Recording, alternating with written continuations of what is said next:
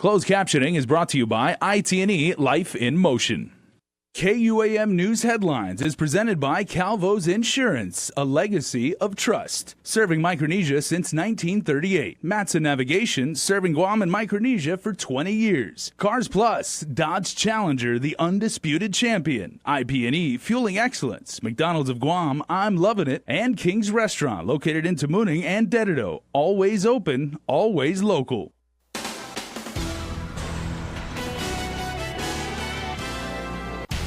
Respect the process. Coming right up on your primetime news, a crackdown at the local prison leads to the arrest of several corrections officers. Plus, 2 of the men accused in the beating of a DEP Corps detainee answer to the charges in court today. And testing is now underway for the hundreds of babies potentially exposed to a GMH staffer with active tuberculosis. Hafide and good evening to everyone. If you're watching us live on KUAM TV or streaming us on any of our social platforms, it is a huge night of island news for you. As drugs, money, and cell phones are involved, as almost 30 active investigations into illegal contraband have made its way into the Department of Corrections, and now the top gun assigned to conduct those investigations is under arrest, along with several other DEP Corps officers. Our Nick Delgado reports on the elaborate scam to bring drugs into Guam's prison. Months of investigating by GPD and DOC led to an early morning shakedown at the Manila compound. Officers confiscated cell phones and what is suspected to be crystal methamphetamine, also known as ice. Aside from the shakedown, 2 search warrants were executed at homes in Dededo and Barrigada, owned by Paul Johnson and Roxanne Hokog. The chief could only confirm that inside one of the homes, 30 grams of meth was confiscated. No word on how much meth was found inside DOC. Lieutenant Jeffrey Limo for official misconduct, receiving bribes and accepting gratitudes for past service. He has been with DOC for almost 30 years, serving as head of internal affairs. The officer in charge of transport serves as special assistant to the director and is in charge of the halfway house. He also served as a spokesperson for DOC for several years. Also arrested on various charges ranging from official misconduct to promoting prison contraband were Edward St. Nicholas Crisostomo, Jerry Hokog, Franklin Rosalind, and Jerome Timanglo St. Nicholas. They are all corrections officers once. Arrested and accused of bringing the drugs and contraband to DOC were Roxanne Hokog and DPW employee Ron Meno. Paul Johnson was arrested on similar charges, but he was booked and released. As for who was receiving the contraband, the chief would only confirm that 2 inmates were under investigation, Bruno Simmons and Sean Johnson. Up until today, they were being housed in the special housing unit. Paul Johnson and inmate Sean Johnson are related. And despite the ongoing joint investigation and that police raid done today, authorities say that more arrests will be made. Meanwhile, DEP Corps Director Tony Lamarena says the arrested officers will be separated from the prison population. It's a sad day for DOC. But, you know, the reality is we need to let the judicial process take its course. But we also don't condone any illegal activities. Reporting for Guam's News Network, Guahusi, Nick Delgado. Public Works Director Glenn Leon Guerrero confirms that Meno was one of the employees who was recently tested for drugs, but his results were negative. He is also a limited-term appointee and has no protection from the Civil Service Commission. And of course, you can watch today's press conference regarding the Department of Corrections drug bust in its entirety on our Facebook page. Almost 10,000 of you already have. And as part of our live stream coverage, KUAM News Director Nick Delgado interviewed Senator Talina Nelson, who, along with thousands of others, watched online as it happened. And this was her immediate reaction to the news of the arrests. Well, I think this sends a large message to the people of Guam that no one is above the law, and that our public safety is working very hard to help rid our island of any drugs, no matter what the cost. Even if we have to go with inside our agencies to clean it out, then this is appropriate action that we must do. Senator Nelson is the committee chair on public safety with oversight over the Department of Corrections. Governor Eddie Calvo and Lieutenant Governor Ray Tenorio applaud the efforts of the Mandania Drug Task Force and recognize GovGuam workers who are abiding by the law and dedicated to making Guam a better place. The two have also directed agency heads to be more aggressive and test for drugs within the government with increased frequency. The Lieutenant Governor is saying, quote, "We do not want these illegal drugs on our island." Well, speaking of DEP Corps, 2 of the men indicted in the alleged brutal beating of one of that agency's detainees, Justin Meno, pleaded not guilty to the charges in court today. Jeremiah Isizaki and Albert Santos II are facing charges of attempted murder and conspiracy to commit murder. The men allegedly fashioned a strangulation device using fabric and a wooden stick, which was then used to attack Meno. The third suspect, Peter John Salas Gines, was also set to enter a plea today, but his attorney had to withdraw his counsel. He told the court that he represents the victim's brothers in a separate case. For the time being, Sanchez goes to trial on October 9th. Both he and Isizaki will return to court for a pre-trial conference next month. Another setback for the local contractors who are challenging the federal government's nearly 100% denial of H-2B visas for foreign workers. Judge Joaquin Manabusan has denied plaintiffs' motion for copies of internal memos and policy guidance from the U.S. Customs and Immigration Service. Guam Contractors Association attorney Jennifer Davis said the documents might help in their argument that a change in USCIS policy has resulted in an almost 180-degree turnaround in visa approvals. Judge Manabusan's ruling means GCA will only have access to material that is already public record. Meanwhile, the judge set a deadline of Friday midnight for the parties to file objections to his earlier advice to presiding District Judge Francis Tatinko Gatewood to deny the GCA's motion for a preliminary injunction. The contractors wanted the court to order USCIS to grant their foreign worker visa applications and extend the visas of current workers. Manabusan has recommended denial because he does not believe the plaintiffs will prevail in trial. But there is a larger motion still pending before Judge Gatewood. Attorney Davis says the ruling on the federal government's motion to dismiss will determine much of how the case will proceed. Davis says the judge has not indicated when her decision will be made. Well, testing for 300 babies and their families began today at the Guam Memorial Hospital in a tuberculosis response effort that may have $1 million price tag. It's our next report, and it is with Isa Baza. Dozens of families waited patiently to be screened at the Guam Memorial Hospital Thursday morning. A total of 311 babies and their families are being tested following the discovery of an active case of tuberculosis at the hospital nursery last week. According to Public Health Director James Gillen, the TB response effort was crafted through the help of a former CDC expert and is estimated to cost GovGuam just over $956,000. TB investigation itself, just to do the contact follow-up and all of the examination and all of that, is about $136,000. That's what's starting today at GMH. Stocks of medication also need to be ordered to ensure preventative treatment is available to patients free of charge at GMH. In the worst case, where some of the actual active cases, if they develop into active cases, become multiple drug-resistant strains of tuberculosis, okay, and the major cost in there is the drugs. Gillen said an infectious disease expert estimated that 3% of the exposed infants may test positive for multi-drug resistant TB.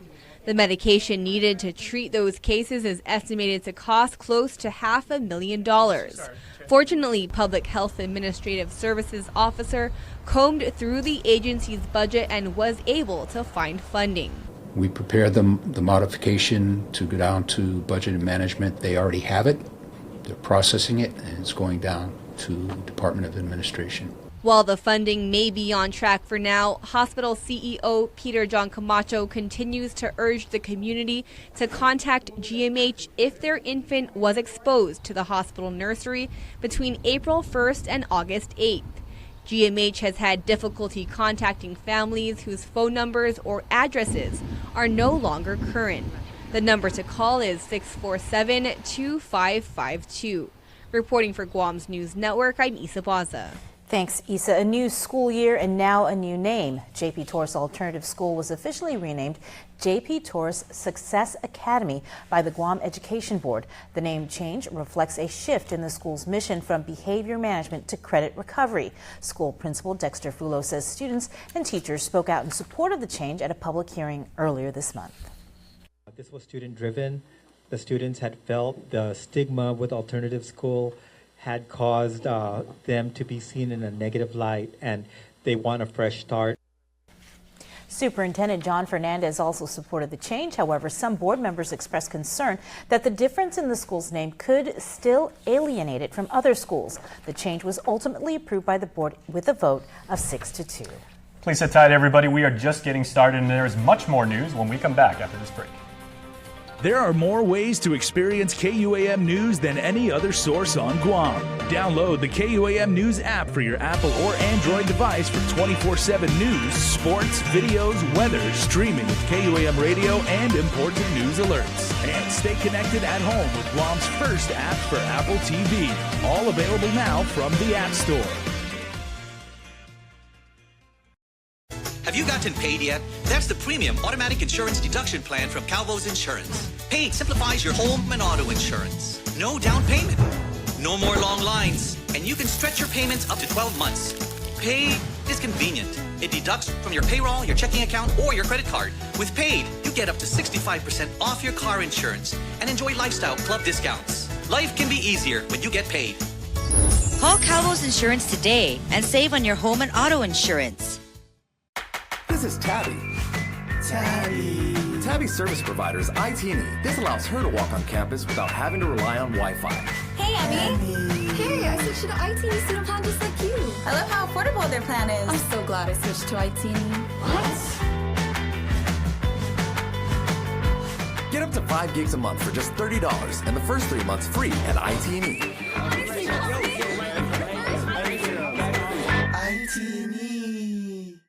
Hyundai's summer clearance event is happening now. Guam's best dealership, Cars Plus and Mighty. With financing as low as 1.99%. There's no better time to drive a new Hyundai Accent, ranked highest in initial quality, starting at just $11,995. Or the new Hyundai Elantra starting at $16,995. SUV lovers, check out the new Hyundai Tucson starting at $19,995. Plus, every new Hyundai gets Guam's best warranty, 10 years, 100,000 miles. It's our Hyundai summer clearance event going on now at Cars Plus and Mighty. Cars Plus, driven by you.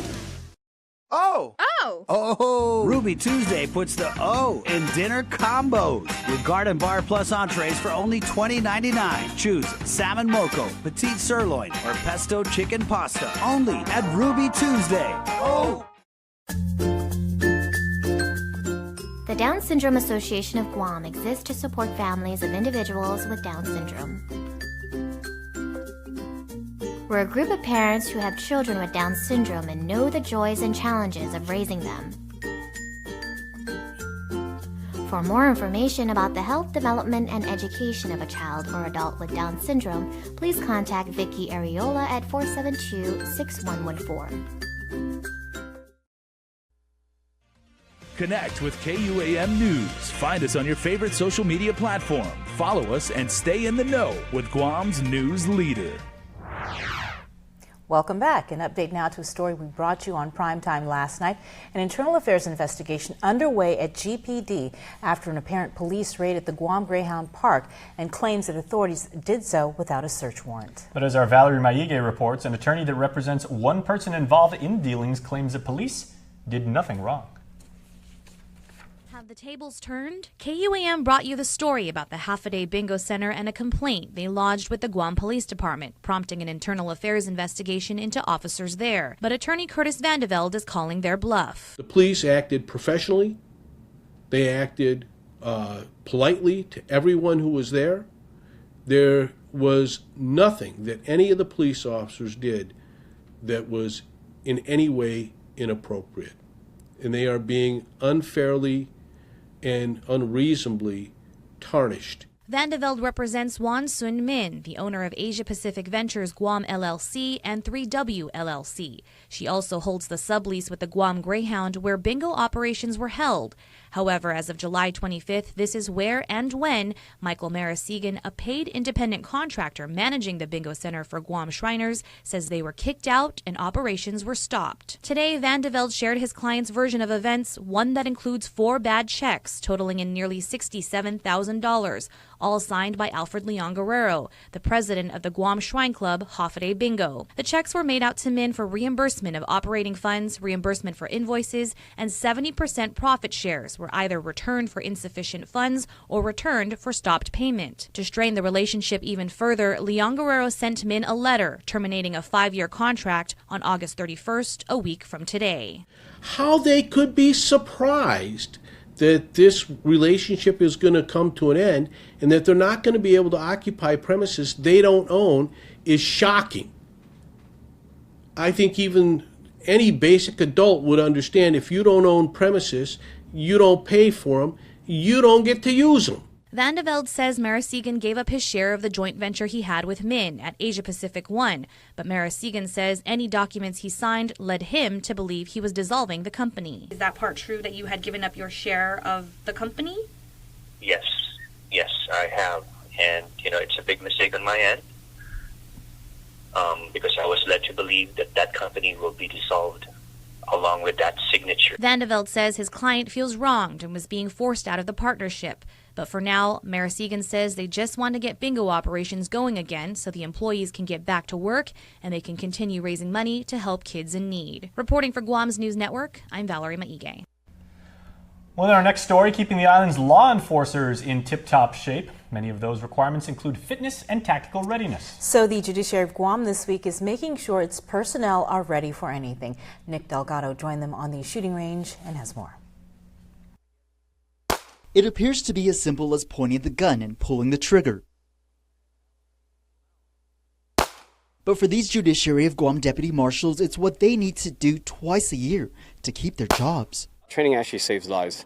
And despite the typical budget constraints, Deputy Marshal Vince Napati says it's training they still get done. So this is in line in preparation for us to know that, because this is how we measure their ability to be able to shoot proficiency.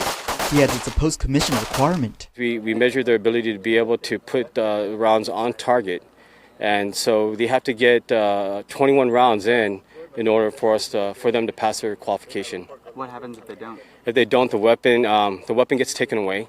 But that's not the final straw. He says those that don't meet the requirements this round take on remedial classes and get 2 more attempts to qualify. If they fail again, Napati says that's when disciplinary action is taken. It's strict requirements that also have others in law enforcement gunning to keep their jobs.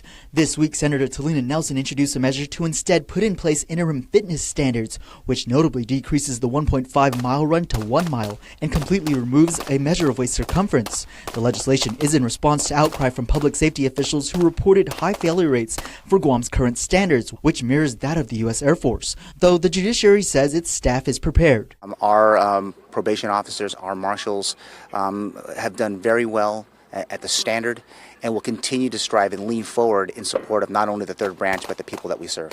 Our preparation in keeping our officers up to speed with the new innovations of tactics and training allows us to deliver this type of training to them. A training judiciary officials say always keeps them ready to protect and serve the community. Reporting for Guam's News Network, Guahusi Nick Delgado. Double-checking the sanitation at one local food business, Public Health conducted a follow-up investigation at the mall food court this afternoon. This time, officials inspected veggies and seafood, another establishment that was singled out on social media posts that claimed a cockroach was found in the food served there. Public Health Director James Gillen noted another inspection at the food court Wednesday came up clear. When we went to Ramby's yesterday, those folks had 0A. That's the highest rating you can get. No demerits, no problems. Okay, they contract their own pest control. Okay, so they don't rely on the mall vendor. He adds a follow-up inspection was conducted today for the 7 mall vendors shut down by Public Health in June. Those results should be available by Friday. Well, the extension for the controversial Pago Bay Ocean Resort project was approved by the GLUC in a split decision this afternoon. Now, although developer Guam Wangfang Construction applied for an extension back in May, it was unclear if the notice of action had already expired. And today, the GLUC's legal counsel clarified this issue. A board is allowed to consider something post-expiration unless there is some sort of legislative intent, or in this case executive intent, because it was an executive order, to divest the board of the ability to decide it. Guam Wangfang Construction representative Barbara Burkhart says she's pleased at the final decision and the careful consideration of the company's request. The company now has a year from May 10th to secure a grading permit. However, Save Southern Guam Secretary Joni Kerr, who was also present at the meeting, says she is disappointed at the decision, adding she does not feel there was sufficient reason to approve the extension. She said Save Southern Guam will be taking up the matter with its legal counsel. Coming up, Chris Barnett has the day in local sports action, but first, here's weather.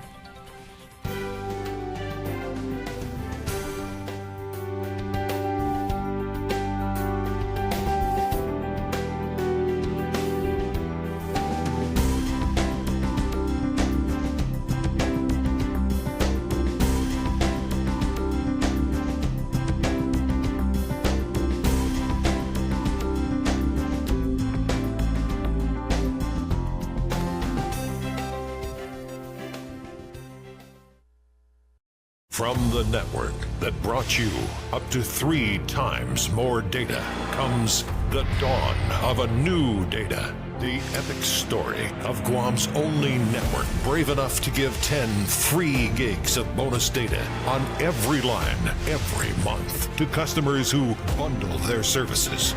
Reviewers are calling the offer totes awesome. Best deal ever. And yes. Visit GTA.net for details.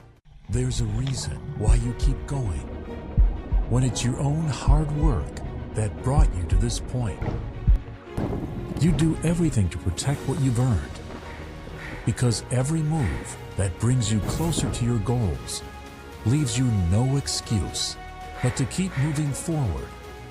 This is what makes you an alpha.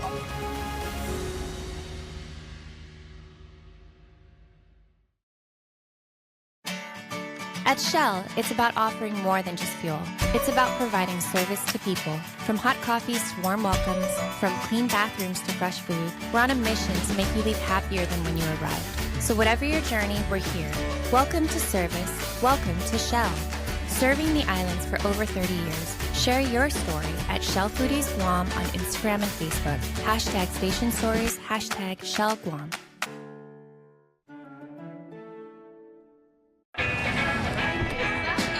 How do you show up? Do you just bring it? Or do you bring it all? Lucas, we gotta go. Third row like a pro. Step up to GMC with 15% below MSRP on all 2017 Acadia SLT models. That's nearly $7,000 below MSRP on this Acadia. Visit AutoSpot GMC today. KUAM Sports is presented by Triple J.